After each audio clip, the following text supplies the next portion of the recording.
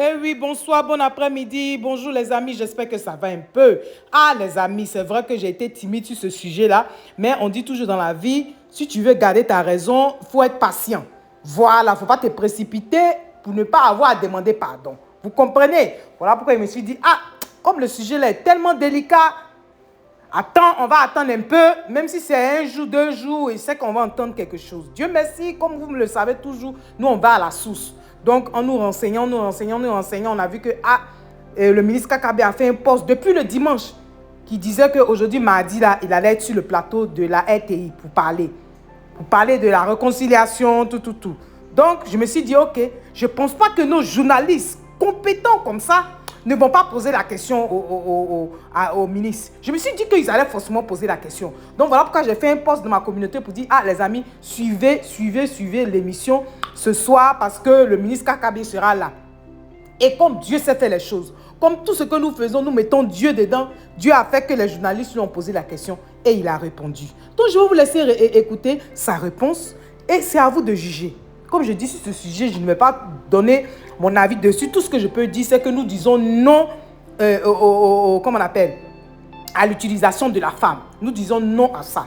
Nous disons non à ça. Mais nous ne sommes pas là pour faire le procès de ce ministre parce que la justice nous dira la suite. Je sais qu'on sait qu'en Afrique, souvent, pour la plupart du temps, on dit non, notre justice ne fait pas le travail. Mais cette fois-ci, là, je fais confiance à notre justice. Je fais confiance à notre justice parce que c'est un sujet tellement délicat que je ne pense pas que notre justice va faillir cette fois-ci. Surtout qu'il y a quelqu'un d'un autre pays qui est impliqué. Vous comprenez? Il y a quelqu'un d'un autre pays, le Cameroun est impliqué dedans. Donc, je ne pense pas qu'ils vont négliger cette histoire. Et donc, les amis, sans trop tarder, écoutez la réponse du ministre Kakabe quand on lui a posé la question concernant ce qui se passe. Et je suis tellement préoccupé, vous venez de le dire, les Ivoiriens ont encore le sentiment que je ne fais pas assez. Je dois convaincre. Est-ce que j'ai encore le temps d'aller vous faire autre chose? Alors, quelqu'un a posé la question, je notais ici, Kakabe candidat en 2025, point d'interrogation. Je viens de le dire là.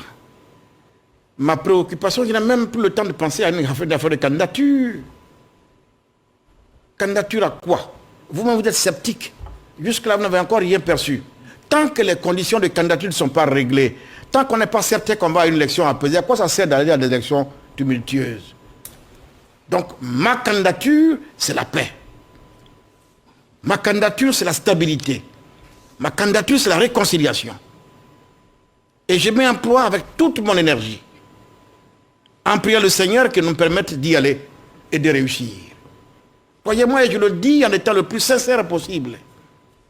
J'ai été, malgré moi, candidat en 2020 pour faire face à une situation de péril. Et je le dis par amour pour la Côte d'Ivoire. Ça ne peut pas se répéter tout le temps. Maintenant, j'ai une lourde responsabilité, participer aux côtés du chef de l'État à réunir les conditions pour que, justement, en 2025, ces faits ne se reproduisent pas. Est-ce que vous pensez qu'il y a le temps de penser encore à autre chose? Sérieusement. Oui, Bamba? Ok, vous voulez réussir cette réconciliation, c'est le souhait de tous les Ivoiriens. Mais en même temps, est-ce que vous pensez que, après tout ce que vous avez fait jusqu'à ce jour, vous pensez que vous pourrez réussir cette mission-là? D'autant plus que c'est vrai que vous n'êtes pas pressé, mais en même temps, les Ivoiriens sont pressés de voir tous les leaders se retrouver en Côte d'Ivoire. Ce dont je suis sûr. Je reviens encore sur le cas. Ce dont je suis sûr. Sur le cas Guillaume Soro. Est-ce que ces problèmes ne sont pas des dossiers lourds pour vous? Ce dont je suis sûr, c'est que j'ai la volonté. Est-ce que j'ai la volonté? J'ai la volonté. Voilà. Ce dont je suis sûr, j'ai la volonté. Mais après, écoutez, nous sommes nombreux. Avant moi, il y a eu Bani. Avant moi, il y a eu Danonguégué. Avant moi, voilà, chacun va apporter sa pierre. Ainsi va la vie. Vous avez la volonté, vous avez aussi des hommes pour accomplir cette mission? J'ai la volonté et j'ai le soutien du chef de l'État. Parce que lui aussi a une volonté affichée. Et j'ai une équipe. Et une méthode? Bien sûr, une méthode. Je vous ai dit qu'au mois de décembre, nous allons dire aux Ivoiriens, mais publiquement, le plan national de la réconciliation, de la cohésion, avec toute la méthodologie qui l'accompagne. Merci. Bamba? Non. Pour terminer, alors, monsieur le ministre, nous sommes pratiquement au terme de cette émission, mais on ne saurait vous avoir sur ce plateau sans vous demander votre réaction sur cette affaire qui touche à votre vie privée et qui est l'actualité sur les réseaux sociaux. Qu'en est-il exactement? Merci en tout cas de me donner l'occasion d'évoquer cette question parce que par respect pour les Ivoiriens, on ne peut pas venir à la télévision nationale, là où ils payent les redevances, pendant 1h30, parler, nous séparer et faire comme si cette affaire n'a pas existé. C'est pourquoi je dis, par respect pour les Ivoiriens, je vous remercie de m'en parler, de me donner l'occasion d'en dire un mot. Après, je voudrais rassurer les Ivoiriens pour leur dire que je n'ai rien à me reprocher. Sauf que c'est un dossier pénal qui est aujourd'hui entre les mains de la justice et je pense qu'il appartient à mes avocats de l'évoquer les prochains jours.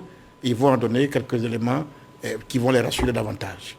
Merci. Vous avez certainement un mot pour terminer? Pour rassurer les Ivoiriens? Mon mot de fin, alors, c'est de dire aux Ivoiriens, vous voyez, quand c'est comme ça, je leur prépare toujours une petite note, comme je l'ai fait ici, chers Ivoiriens. Vous voyez que tout au long de cette émission, j'ai essayé de vous démontrer qu'avec une équipe, disons mon équipe et mon administration, nous sommes totalement mobilisés justement pour réussir la tâche que le chef de l'État et bien le président de la République a bien voulu nous confier. Chers Ivoiriens, je ne poursuis qu'un objectif. La paix est mon seul horizon. La réconciliation, ma seule destination.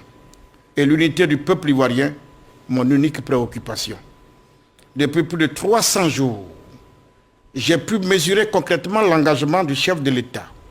Oui, parce que c'est lui et d'abord lui qui rend possible ce processus. Je témoigne qu'il est habité par la volonté de paix et de rassemblement. Je rends également hommage à ceux au premier rang desquels, nos anciens présidents qui ont choisi le chemin du dialogue. Vous qui m'écoutez en ce moment, ce soir même, je vous lance donc cet appel.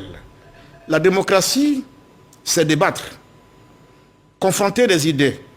Un argument vaudra toujours mieux qu'une arme.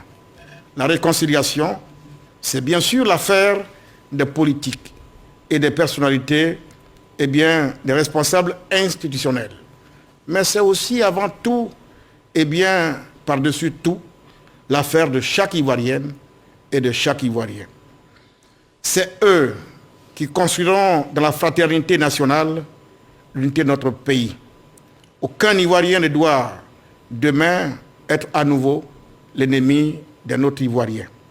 Je compte en particulier sur notre jeunesse. Elle a en ses mains son avenir. À tous ces jeunes, je dis la chose suivante.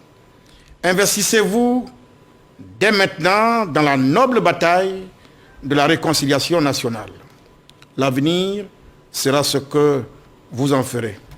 Et laissez dire les malveillants, les sceptiques et les destructeurs. La nation compte sur vous. Vous êtes plus forts que les nostalgiques de la guerre civile. Vous êtes les artisans de la paix, la paix des cœurs. Je crois qu'il est temps de conclure en toute humilité.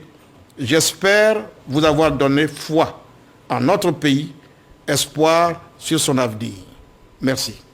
Et oui, les amis, vous avez écouté. Vraiment, on reste encore à l'écoute, d'accord? Mais déjà, nous disons vraiment Yako à la dame en ce moment-là qui est en train de vivre. J'imagine un peu tout ce qu'elle est en train de vivre. Yako, Yako, Yako encore à elle.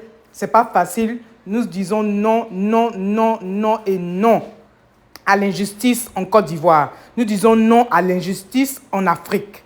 Donc, les amis, restons à l'écoute, ok? Restons à l'écoute et puis on verra ce qui va se passer. Pour l'heure, je vous laisse passer une excellente nuit.